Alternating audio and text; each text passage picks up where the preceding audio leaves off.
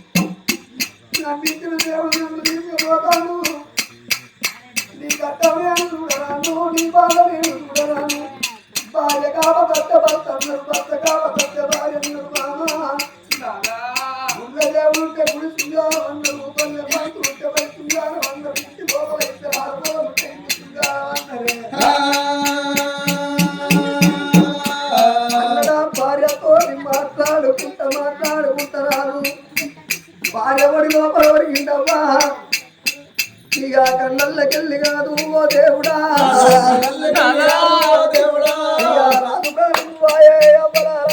రాజు ప్రారంభమాయే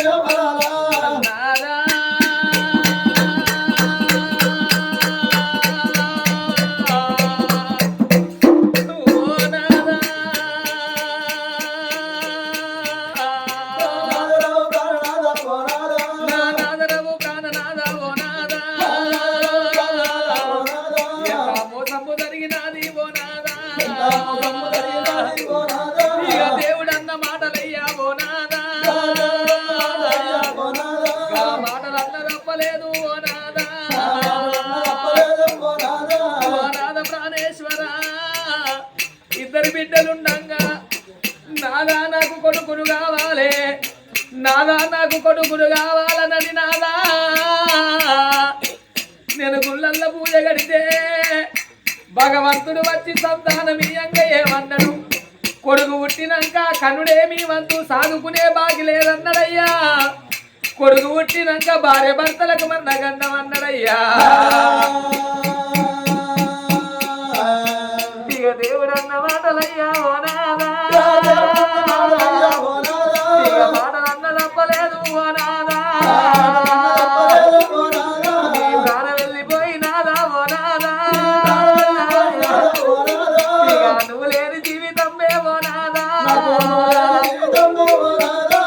అర్థం నాగేలనయ్యా ఓనాదా నువ్వు లేని జీవితం అనాదా నాదా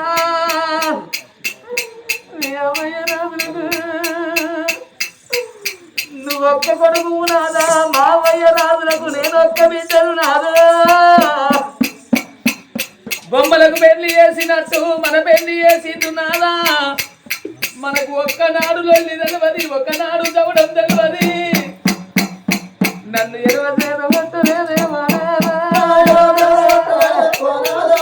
ఎంగిల్లోట తిట్టలేదు చిన్ననాడు మన సొంతమయ్యా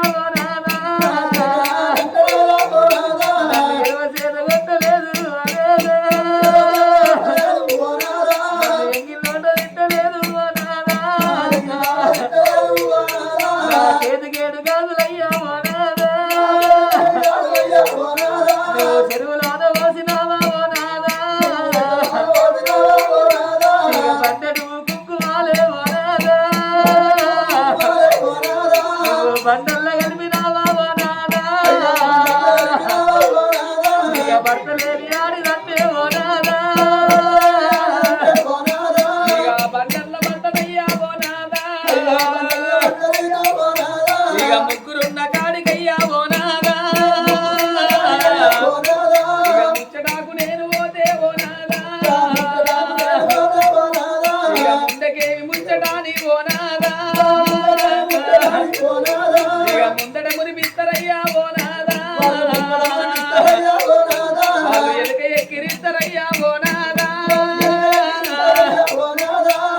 భర్త మీద మనాది పెట్టుకున్నది ఆ తల్లి సుందరి దేవి. నాదా నువ్వు వచ్చిన కాడ నేను రావాలి, నువ్వు బతికిన కాడ నేను బతకాలే. గుడి లోపల దేవుడు ఉంటేనే గుడి శృంగారం అన్నరయ్యా, బడి లోపల భక్తులుంటే బడి శృంగారం అన్నరే అమ్మా. ఇంటి లోపల భార్య భర్తలు ఉన్నప్పుడే ఆ ఇల్లు శృంగారం అవుతుందన్నారు. భర్త మీద భర్తని కలకల కలకల కంటతడి పెడుతుంది ఆ తల్లి సుందరి దేవి. భర్త మీద వాడి ఏడువంగ కళ్ళల్లో ఎములు కనబడతాండ్రు. ఓ బిడ్డ నీకు భూమి మీద బుక్కెడ ప్రసాదం ఒడిచిందా అని అవపాశమేసి ఆ తల్లి ప్రాణాలు గుంజంగా పిలిచింది. ఓ బిడ్డలా నా భర్త చచ్చిపోయిండు, నా ప్రాణం ఉంటదో పోతుందో, నా అల్లుళ్ళు నా పెద్ద బిడ్డను విలిపి వరంగానే అల్లుడు పెద్ద బిడ్డ వచ్చిండ్రు. అల్లుడు పెద్ద బిడ్డ రావంగానే అల్లుని ముఖం చూసింది, బిడ్డ ముఖం చూసి అల్లుడా నీకు బామ్మర్ది గుర్తిండు కానీ ఆడలు చూసే తను మేము నడుచుకుంటలేము, మా ప్రాణం వెళ్ళిపోతాను అన్నది కాదు నావా. అల్లుడి చేతుల్లో కొడుకును పెట్టింది కొడుక, సాదుకున్నా నువ్వే, చంపుకున్నా నువ్వే, అన్నం పెట్టినా నువ్వే, మన్ను పోసిన నువ్వే కొడుక. ఇంటికి పెద్దోని బిడ్డ మా ప్రాణం పోతుంది, నా బిడ్డ చిన్నదున్నది, కరుణవతి దేవి నా బిడ్డ నుండి కొడుకును తీసి నీ చేతుల్లో వెళతాన్నా అన్నదా. అల్లుడి చేతుల బిడ్డ చేతుల్లో పెట్టి విల విల విల విల కొట్టుకొని ప్రాణం విడుతుంది కాకన్నా తల్లి. ప్రాణం ఎప్పుడు ఇడిచిందో ఒకప్పుడు ఆ యొక్క క్షత్రియ మహారాజు కళ్ళతోడి చూసిండు అన్నతోడు. మా అత్తమ్మ మా ప్రాణం వాయ మా బామ్మడి చిన్నోడు ఉన్నాడు, ఎట్లయినా మంచిదే, ఒక గడియలాయ, రెండు గడియలాయ, ముక్కాన మూడు గడియలాయే, లోకులందరూ ఏకమయ్యిర్రు, లోకులందరూ ఏకమయ్యిర్రు. ఇప్పటికైనా తుడు రవ్వలారా అంగిన కుండాగోడు, సర్కారు రకమాగోడు, సత్యన శవాన్ని ఇంటి లోపల ఎవరు ఉంచుకోవోడు అని పటుపడు అంటే 10 మంది కలిసిర్రు. ఉమ్మరింటి కుండ తోటి, మారిగింటి డప్పు తోటి, కోటింటి కొత్త తోటి ఆడగట్టిర్రు, పాడగట్టిర్రు, పాడ లోపల వంట పెట్టిర్రు, ఇంటి ముంగడ అరిగట్టి లోపల ఎప్పుడు వంట పెట్టిర్రు. అందుకే అంటారు అయ్యా మనిషి జీవితం ఎంత, ఉన్నన్ని రోజులే ఉరుకులాట.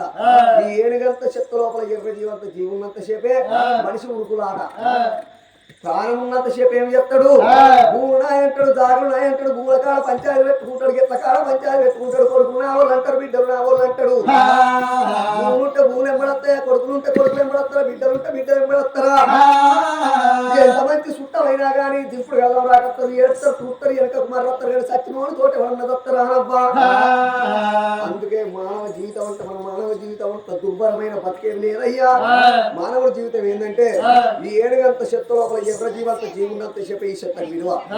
ఈ ఏనుగంత చెత్తలకెళ్ళి ఎర్ర జీవంత జీవి బయటికి పోయిందంటే దీని కుక్క దేకది, నక్క దేకది.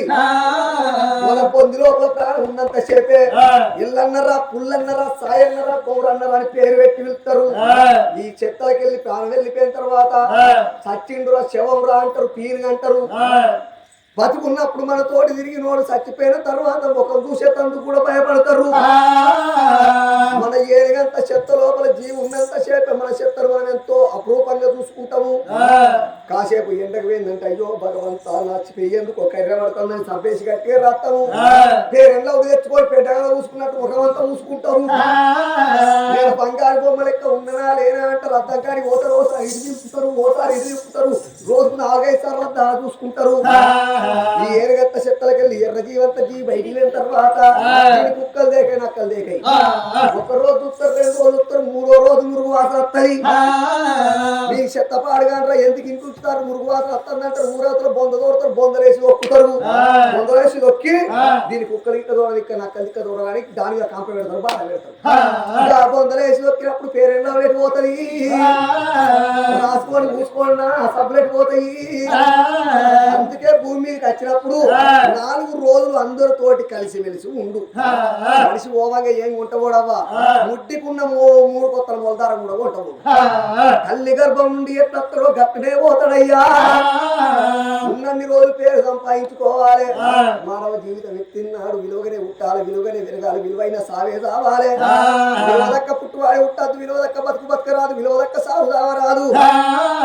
మానవుడు ఏం కొట్టబోతాడంటే పలానోడు చెడ్డోర్ర దుర్మార్గుడు అన్న ఒక పేరును కొట్టబోతాడు, పలానోడు మంచోడు అందరితో కలిసిమెలిసేట్టు ఉండేటోడని అత్త యొక్క పేరును కొట్టబోతాడు.